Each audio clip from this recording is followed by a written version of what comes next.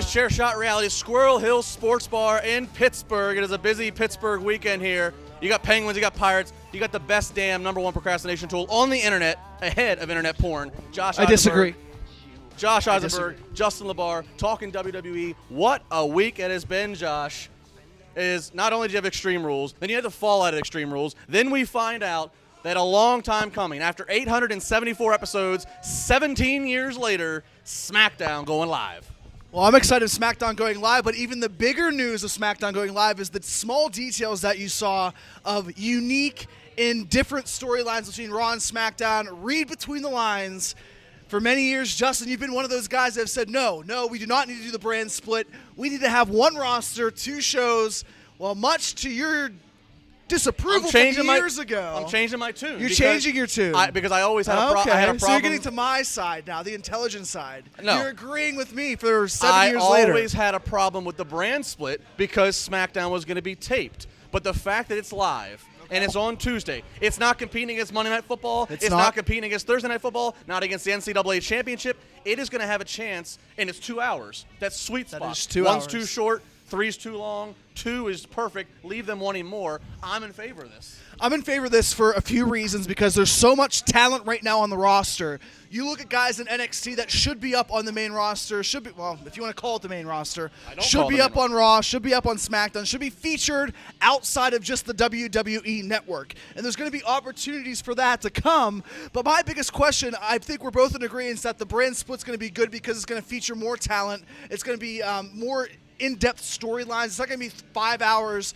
of seeing Roman Reigns and Dean Ambrose and all these guys over and over again. It's going to feature some of the young guys, which made me think when you look at the big roster that they have right now, even including some NXT guys that are inevitably coming up to the main roster, who are the top 5 on Raw and the top 5 on SmackDown do you have? Well, even before we even get into our mock draft real quick of who you build the brands around, I don't understand all the harsh criticism to this. Because, look, if you're a fan out there going, you know what, this is going to make Raw even worse. Raw sucks, blah, blah, blah. You know what, if Raw sucks, it's still going to suck anyways, so at least let SmackDown have a chance. Because the flip side of this would have been, they cancel SmackDown, and it would have been up and roar that they canceled SmackDown. So I don't understand the harsh criticism of this. Worry about it. It's actually going to be easier for creative. This is going to be easier for creative because now, rather than creative having 2 shows where the stories overlap and they have 60-something people to worry about, now you have these 25 people on this brand and you have this 2-hour show or this 3-hour show. It's going to give organization to the creative process. And I think what it does as well for the creative writers is going to develop storylines outside of championship feud, and then everything else is filler. You know, you're going to have 25 guys. You might not have a world championship match every week on Raw, but do we ever have world championship matches? You're going to have actually in-depth storylines for Dolph Ziggler and Baron Corbin, for instance. Why are they feuding? What's the point of their feud? Well, you can actually give more details to what they're actually fighting about. And that's a great point because we should not be adding more titles. I don't want 2 world titles. I don't want the European title. I don't want the #1 contender title.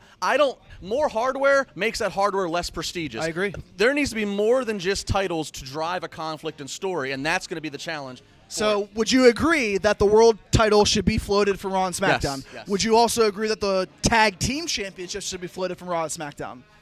Yes. Yeah, because I don't think there's enough depth still yet, and we don't know how many tag teams from NXT are going to start appearing. So as it stands now, with the New Day, with Vaudevillains, with Enzo and Cass, with the Shining Stars of Puerto Rico, we don't have enough depth to have tag titles to have it separated. Sure. They need to be able to float between both shows. That said, all right, let's start with SmackDown. Okay. Because obviously, since that's the new show that's the new distinct roster. Sure. Give me one name. Who do you start building SmackDown around? We have 5 on each side here. Yes, we have 5 on each side. I think the first guy that you start SmackDown around is Kevin Owens. Now, many people are going to say Kevin Owens is a guy that should be featured on Raw because Raw is their flagship show. But Kevin Owens is so buried right now, and I give credit to him because he's making the Intercontinental Championship storylines very intriguing. But you put him as the #1 or #2 guy on SmackDown. You feature him like he's a main event player. This guy's main eventing pay-per-views, network specials for 5, 6, 7 years down the road. You give him the platform of SmackDown, make him say, this is my show, much like they did with The Rock whenever SmackDown was first created. I also, on SmackDown, have as the top heel Kevin Owens. And Look I at think, you. but if you're going to do that, you need to have a top face to counter him. And Okay. much like the veteran Rock did for the credibility to get people to tune in when SmackDown debuted, much as the Undertaker did during the first brand extension of, hey, tune into SmackDown, you need to have a babyface to counter Kevin Owens. You need to tell people, wow, this move to Tuesday is serious, it's live. You put John Cena on SmackDown. And that lets people know. That lets people know he's going to be on a show one way or the other. That lets people know. I'll tell you this much. John Cena will not be on SmackDown, and I'll tell you why. Because there's a guy that's been sidelined for such a long time that thrived on SmackDown, and whenever he went to Raw, he was just fed down our throats with a Sheamus feud, with a Bad News Barrett feud. Randy Orton. When Randy Orton was on SmackDown, when Randy Orton was on SmackDown, this guy thrived. This guy was the main player, and this guy had more interesting storylines. Think of the man. Look what he did with Christian. Look what he did with Christian many years ago. Exactly. They put on great matches. They put on interesting storylines, and Christian was nothing but a C+ player. All right. Well, after John Cena, there's got to be another big baby face. Sure. So I say again, you want to get the attention of fans, go to the attention of the opposite fan base from John Cena. Your next top baby face on SmackDown, Cesaro. I have Cesaro there as well, but I think when you have Kevin Owens as the main guy, you need a guy that unfortunately is very established to a wide range of fans, but I think Dean Ambrose fits in perfectly on SmackDown. You have Dean Ambrose on SmackDown facing Kevin Owens because right now you have Dean Ambrose in the Intercontinental Championship feud for such a long time, correct? He was an Intercontinental Champion with KO. You can continue that feud, but you can also add Cesaro, which I also have in my top 5 of SmackDown, but I think Dean Ambrose can absolutely thrive on SmackDown. He's bottled down in Raw. He's the 6th or 7th most important thing on Raw. When I care to see Charlotte and Natalya more than Dean Ambrose on a 3-hour Raw, that's a problem. Does Son of Mitch get drafted over? Other than a company No, he does not. You need another heel. Again, I'm going with a guy who's a legit heel, and people are going to boo because that's the job. Sheamus, move him over to SmackDown. You need a guy. You need heels.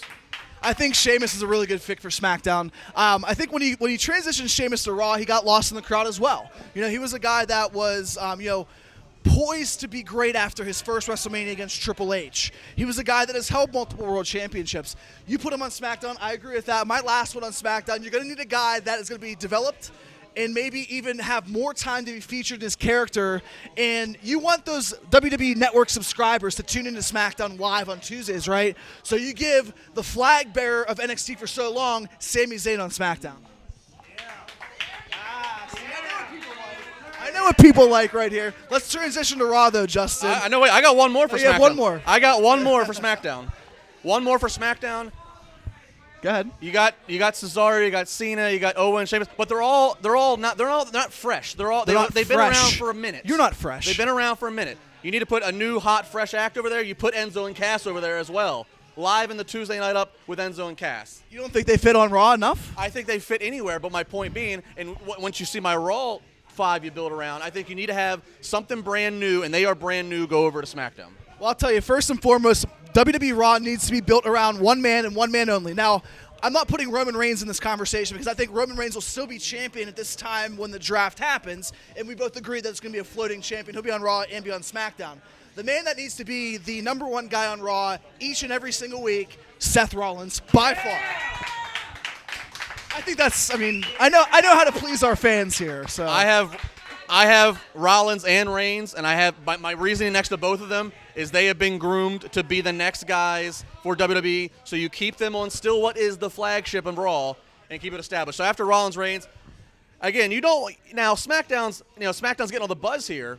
But I got a couple guys that you need to have on Raw just to make sure that, hey, we don't forget about Monday Night Raw. Sure. And I start with keep AJ Styles on Raw. Yeah, I think AJ Styles is a great fit on Monday Night Raw. You see AJ Styles, and the best thing about Styles is, yeah, he was in TNA, yeah, he was in New Japan, but this is a guy that's still very fresh to the WWE universe because he's not been overexposed time and time again.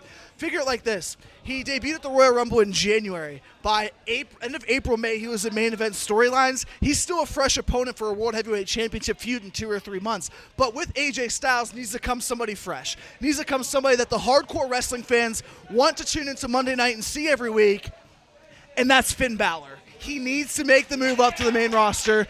You have to develop the Balor Club, Bullet Club, the Club, whatever the hell you want to call them on a week-to-week basis. They have to be featured. It has to be AJ, Balor, and it has to be Gallows and Anderson right in the middle, and they have to decide who they want to be with. I agree on all that. I have Balor on my list. It also plays into you have Balor, Styles, Anderson, Gallows, whatever happens there, which we'll talk about later this weekend. Sure. And also playing into that, not on the list of who you build around, but you can have the Wyatts on Raw. And I agree. Other I agree. things. So that leaves me. So we've got Baylor. I got one more that hasn't been said that I'm putting on Raw. Okay. And I'm putting them on there. Again, a couple months ago, I used to say, I don't know if this guy's ever going to be on Raw and SmackDown, nor does he need to be because he's valuable at NXT. But now, because you have this brand split, and because you can't put him on the same show as Kevin Owens, because I look at him as too similar of a performer, on Raw, you put Samoa Joe, and you get buzzed to Raw for that.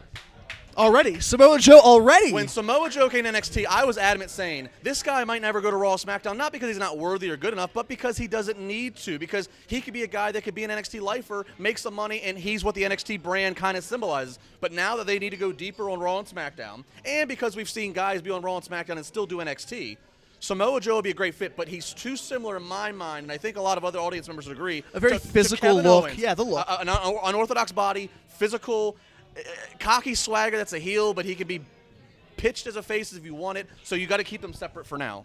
And that's not a bad argument. I think in time he'll get called up, for lack of a better term, to Raw. Like I said, I have Seth, I have AJ, I have Finn. The Wyatt family I also agree with. I think there's still untapped potential with Bray Wyatt. My last one is the guy that sells the most merchandise. It's still your flagship show, John Cena. He has to be on Monday Night Raw, whether you love him or you hate him. And here's the thing, we have people booing, but even the people that hate John Cena buy John Cena merchandise. This guy's a Cena suck shirt right here. So. Well, and we didn't mention any of the ladies. I think the entire women's division needs to only be on Raw. I think they only need to be on SmackDown. Well, see, Raw's a 3-hour show, so use that extra time to be able to feature just that division. There's not enough time on SmackDown. It's not going to work. If they can develop more than one storyline for the women's division effectively without having a women's championship in that storyline, I'm okay with that. But you've seen how hard that has been over the years because they have 4 or 5 women at the same time that could potentially be in a feud, but not 9, 10, 11, 12 men that could be. To be fair, that's unfortunate. To be fair, they got ready to start doing it with Emma, and then she gets hurt. But nonetheless, so you've heard what we had to say. We love to hear what you have to say on social media. We're closing out our colleague, independent professional wrestler Ronell Hunt, giving us his thoughts on the SmackDown brand extension. Preach. Well, listen, guys, I truly think that this could be a good thing. It could be a very great thing because, number one, you're going now from recorded and to live. A lot of things as a wrestler happens that fans don't even know about when you go live. Number one, the aggression picks up. Your nerves pick up, which is also a good thing because now the match is more on the edge. You have more characteristics in it, and you have more aggression in it. I feel that right now SmackDown needs to get set over that edge, especially with being basic right now as being known as the second standard of SmackDown. So in order for them to step up to the next par, if not be leveled, but go over with Monday Night Raw, they need to be live as well. Switching up the roster, another tremendous thing, because now you're not looking at just a second-hand group that's coming over from Raw, but you actually have a focus base on Raw, a focus base on SmackDown. So I truly feel SmackDown going live with their individual roster, this could set them over the edge, if not even higher than Monday Night Raw is right now. That's my strong opinion. I think that we can end it there because I believe the Rev has spoken. We will be back with more CSR right after this.